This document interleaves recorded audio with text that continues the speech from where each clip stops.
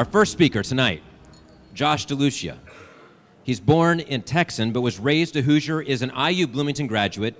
He runs a sales consulting agency helping tech companies train their teams how to sell the tech, how to sell the company. While spending his days helping companies scale, he's also passionate about giving back, making Indy a better place for all of us. He enjoys spending time with his family, friends. He's an avid sports fan, personal growth, wellness, and a personal growth and wellness junkie, and yes, is that for real? He does put butter in his coffee, and he considers that he thinks that makes him bulletproof. Good work. All right, ladies and gentlemen, give Josh DeLucia a round of applause.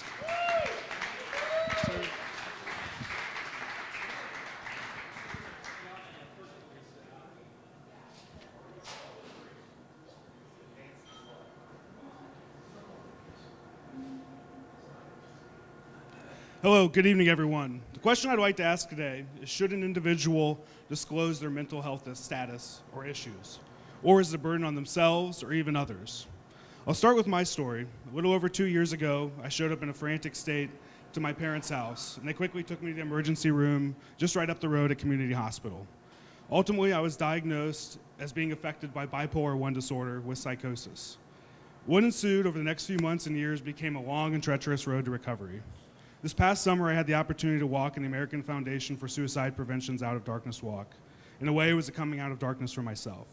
Just earlier this year, I actually started publicly acknowledging my challenges, and the response has been overwhelmingly positive. I'm extremely lucky and thankful to have an amazing support system of friends, family, and colleagues in the area. But the road can be very dark, and regardless of how much support is available, it is easy to dip back into the prison that the mind can become. Missing 3 months of work made it obvious to my coworkers at the time that something was up. Even though I didn't have to, I had no problem sharing with them what was going on because we were very close, like a tight-knit family. When I started my last job, I kept silent. Ultimately, I wonder today if doing so, and if I could have been more transparent, if things could have perhaps worked out differently and we both could have found success, both individually and with the company. The Americans with Disability Act actually requires that you disclose your illness in order for your employee to give you the proper accommodations. This really makes complete sense in theory and is for the protection of both parties.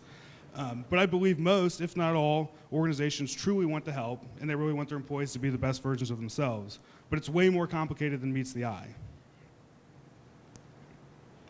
$193 billion, according to the National Alliance on Mental Health Illness, that is the cost of lost earnings in America every year due to mental health issues. By that statistic alone, we clearly not only have a national problem, but obviously local issues as well.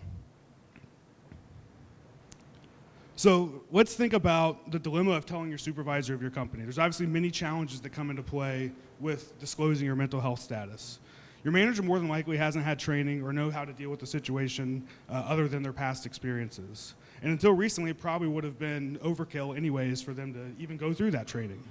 But we are in a mental health crisis in America today, and how many of us have had a boss that they could imagine the repercussions from any issue, any incident that happened, let alone if it was one that caused significant impact to their work and ability to produce. 43.7 million adults suffer from mental, behavioral, and disorder issues. That's at 18% of American adults according to the National Institute of Mental Health. In addition, they also suggest that 26 out of every 100 U.S. employees is in need of mental care, as well as 1 in 2 out of every adult will at some point need mental health care at some point in their lives. The stigma can be obvious at times, but I believe it is really an educational issue. We see celebrities and rock star entrepreneurs sharing their story, but rarely do people at the local level have an opportunity to discuss, and they also have a large perception of fear, as well as the potential for repercussions based on either their community or their work. Just how I was living in fear 10 months ago. There are tremendous efforts being led by companies like DuPont and JP Morgan Chase to not only bring education to managers, but to coworkers as well, really creating a network with the ability to identify and prevent the severity of potential outcomes when an individual is in crisis. In my non-scientific opinion, we have 3 things that we can work on as a society in order to become a better version of ourselves. Battling the stigma head on, raising awareness, and really education and respect. We need to be more cognizant of our words and our behavior individually, understanding ourselves better, but also being better in touch with those around us, not head down our phone like I'm guilty of all the time. As I've opened up, I found I wasn't alone in my struggles, and everyone has a battle they are fighting. Ultimately, no one has more at stake over your health or well-being than you, regardless of circumstances. So why not speak up, create connections, and talk about how we can be healthy?